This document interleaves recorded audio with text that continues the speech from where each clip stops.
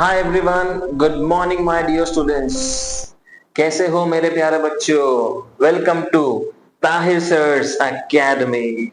ये ओके। तो आज हम एक टॉपिक करेंगे, ठीक है? Motivational videos, paper related videos बना चुका हूं, लेकिन अब कंटेंट वाले जो वीडियोस हमने स्टार्ट किए थे उसको प्रोसीड करते हैं। हमने second chapter mechanical properties of fluid start किए थे, जिसमें मैंने एक लेक्चर बनाया हूं, दो टॉपिक आई गेस, जिसमें लास्ट हमारा था गेज प्रेशर। ठीक है, लास्ट जो टॉपिक मैंने उसमें अब थ्रो किया हूं दैट इज गेज प्रेशर। तो गेज प्रेशर क्या होता है? दैट आई हैव टोल्ड कि कंटेनर है, कंटेनर में आप वाटर फिल कर दो, तो वाटर जितने लेवल पे रहेगा वो कंटेनर के उतने हिस्से में जो प्रेशर रहेगा उसको गेज प्रेशर बोलेंगे। अब अगर वो ही सपोज करो मैं कंटेनर को एक तो रूम में रखा हूं, तो gauge pressure is the inside part. Now I am bring that container in contact with the atmosphere. तो जब एटमॉस्फेयर के कांटेक्ट में रहूंगा तो वहां पे प्रेशर जाहिर सी बात है राइज हो जाएगा। फॉर एग्जांपल दो कंडीशन ले लो, एक स्विमिंग पूल जो यूजुअली जकूजी टाइप अंदर होते हैं, बड़े बड़े जिनके हॉल्स में स्विमिंग पूल्स होते हैं, ठीक है? तो in that case atmospheric pressure उन पे एक्ट नहीं हो रहा है स्विमिंग पूल्स पे। और जो स्विमिंग पूल्स ऐसे खुली जगह में होते हैं, तालाब ले लो, समुद्र ले लो, उनमें कंटिन्यूस, समुद्र में तो एटमॉस्फेरिक प्रेशर कुछ ज्यादा ही होता है। समझ में आया? ठीक है। तो यहाँ पे प्रेशर बढ़ जाता है जब एटमॉस्फेरिक कांटेक्ट में चीज आ जाएगी ना, तो प्रेशर बढ़ जाएगा। तो वो मामले में जो प्रेशर बोला जाएगा total gauge pressure plus atmospheric pressure, उसको हम लोग एब्सोल्यूट प्रेशर बोलेंगे। क्या बोलेंगे? Absolute pressure. तो यहाँ पे ये दिमाग में बिठा लो, नेक्स्ट टॉपिक हमारा है एब्सोल्यूट प्रेशर।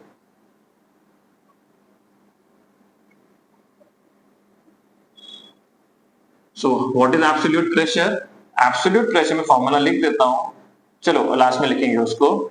इसमें कंटेनर लेता हूं, एब्सोल्यूट प्रेशर अंडरस्टैंड करने के लिए मैं एक इमेजिनरी सिलेंडर को एक कंटेनर के अंदर कंसीडर करता हूं। This is an imaginary cylinder, you can see.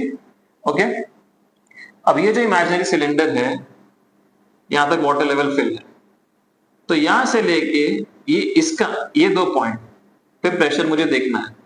ठीक है, यहां का जो अब ये imaginary cylinder is in between, वो एकदम फ्लोट भी नहीं कर रहा है और पूरा सिंक भी नहीं हुआ है, वो इन बिटवीन है। ओके, तो यहां से लेके यहां तक का जो हाइट रहेगा उसको हम लोग x1 से डिनोट करेंगे। Let this point be A, let this point be B. तो यहां से लेके यहां तक का जो हाइट है उसको हम लोग x2 से डिनोट करेंगे। क्या दोनों एंड की हाइट सेम है? नहीं ना। तो जो सिलेंडर है, एग्जांपल सपोज को ये सिलेंडर है, इसमें पानी के अंदर डालता हूं, ये फ्लोट मतलब थोड़ा सा अंदर भी है, वो पूरा फ्लोट भी नहीं कर रहा है, पानी का लेवल यहां से है।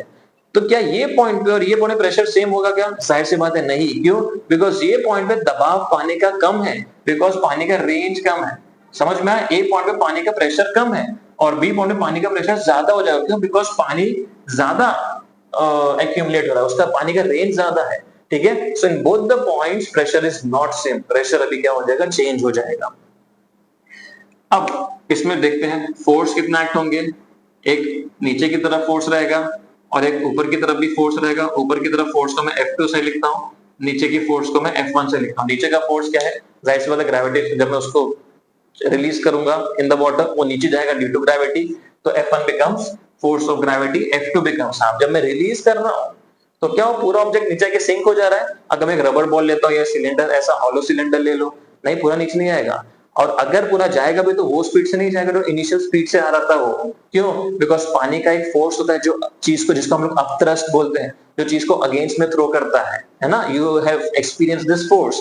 एक रबर बॉल को या प्लास्टिक बॉल को you try to fit in water containing beaker containing water, आप जब जाके उसको रिलीज करोगे तो प्लास्टिक बॉल ऊपर आता है। अब ऊपर कौन लेके आ रहा है उसको? कोई बैक थ्रो कर रहा है क्या अंदर से? हाँ, कौन कर रहा है? ये वाटर का एक फोर्स है जिसको बायोन्सी बोलते हैं, अपथ्रस्ट बोलते हैं। ठीक है, तो ये वो फोर्स है F2। तो अब दोनों पॉइंट से प्रेशर चेक करेंगे हम लोग।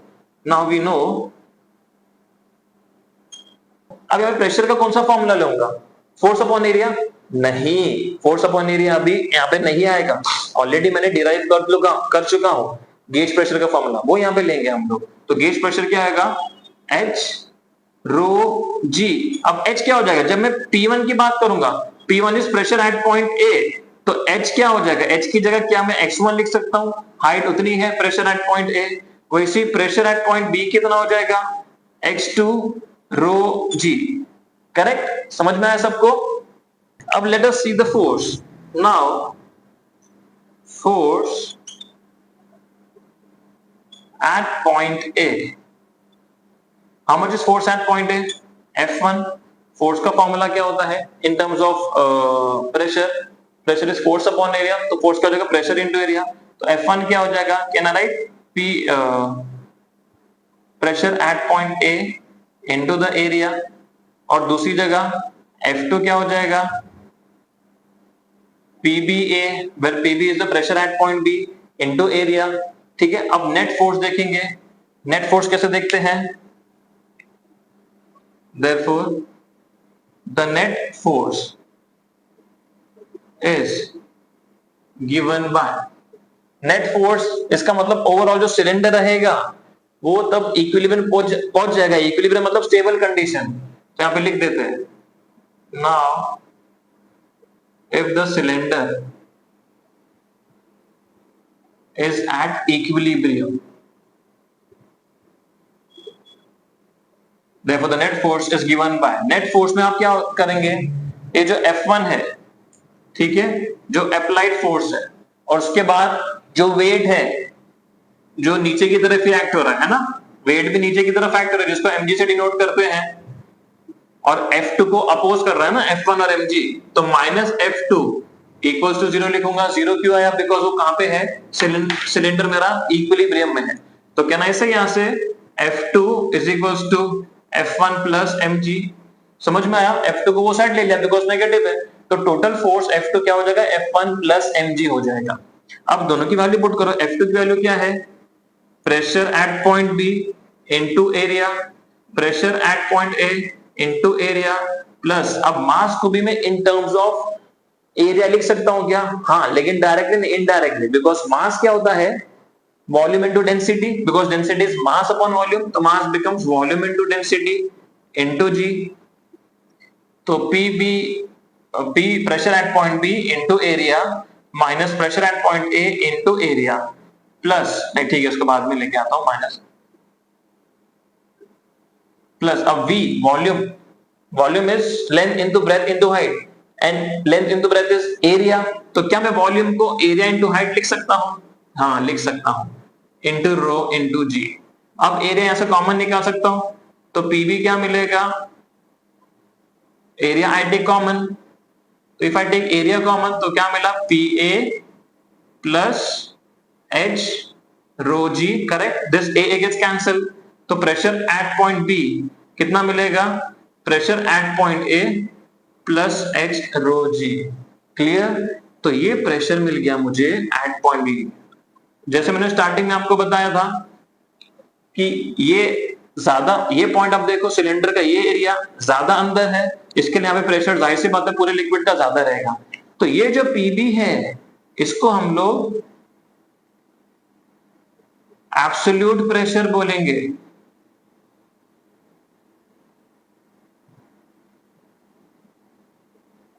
ये जो PA है इसको हम लोग एटमॉस्फेरिक प्रेशर बोलेंगे।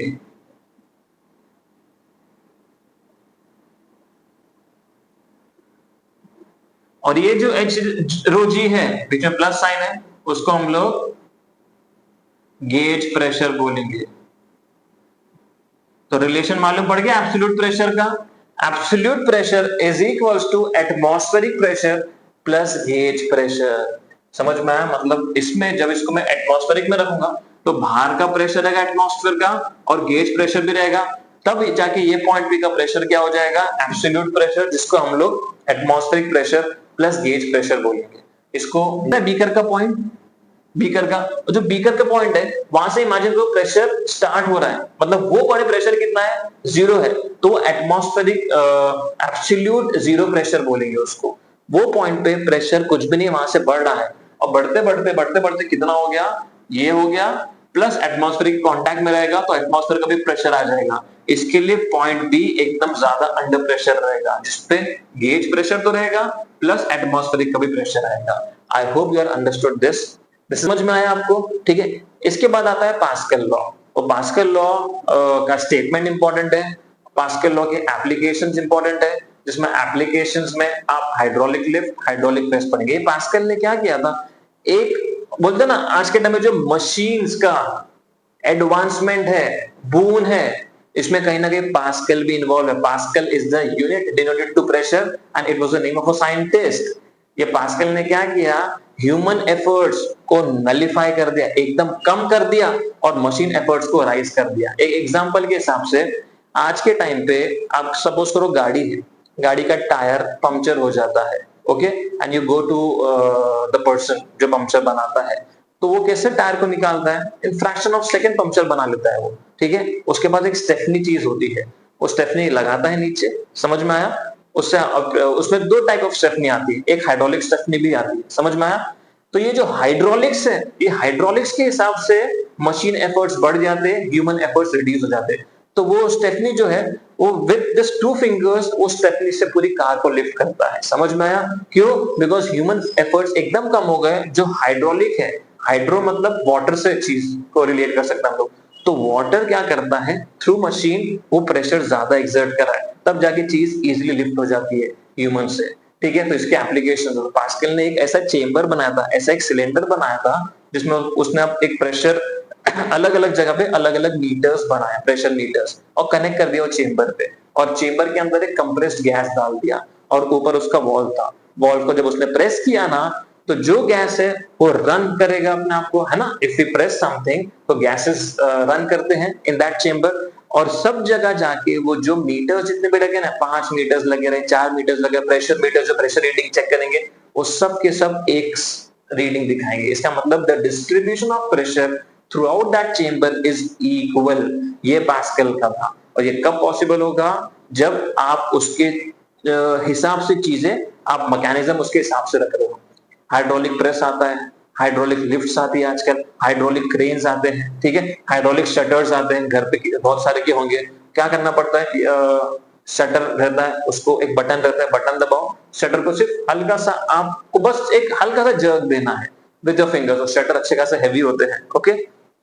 तो क्या होता है, उसके कनेक्टेड में आप देखोगे ना, एंड में पाइप कनेक्टेड रहते हैं, तो as soon as you give a little jerk, shutter खुद ब खुद खुलते हैं, and while getting open they release some sound करके। इसका मतलब वो प्रेशर से वहां पे पानी जो हाइड्रो है वो रन करता है, समझ में आया। तब जाके वो पूरा काम करता है, और वो मैक्सिमम लिफ्ट करता है शटर्स को। हाइड्रोलिक लिफ्ट्स होती है, आप सर्विस सेंटर्स चले जाओ जहाँ पे गाड़ियां साफ होती है, बनती है, ठीक है, इसके लिए सर्विसिंग के लिए दी जाती है। वहां पे वो लोग, एक लिफ्ट प्लेटफॉर्म रहता है, समझ में आया। ये हाइड्रोलिक लिफ्ट ऐसे दिखती है, एक जगह प्लेटफॉर्म ज्यादा है, एक जगह प्लेटफॉर्म कम है, आपको प्रेशर यहाँ पूरा पानी फिल किया गया है, पूरा वाटर, ठीक है। यहाँ पे कार रहती है, तो आप यहाँ से प्रेशर अप्लाई करो, ठीक है, फोर्स अप्लाई करो, यहाँ का फोर्स F1 है, तो प्रेशर क्या होगा, डिस्ट्रीब्यूट हो जाएगा, समझ में आया। यहाँ से पानी भागेगा, और यहाँ पे जाके कार को आराम से लिफ्ट कर देगा ऊपर, तो यहाँ का फोर्स F2 रहेगा। फोर्स भले इक्वल ना रहे, समझ में आया, but pressure at both the point will be same. तो pressure 1 is equal to pressure 2, और प्रेशर का formula force upon area, and pressure 2 का फॉर्मूला फोर्स अपॉन एरिया।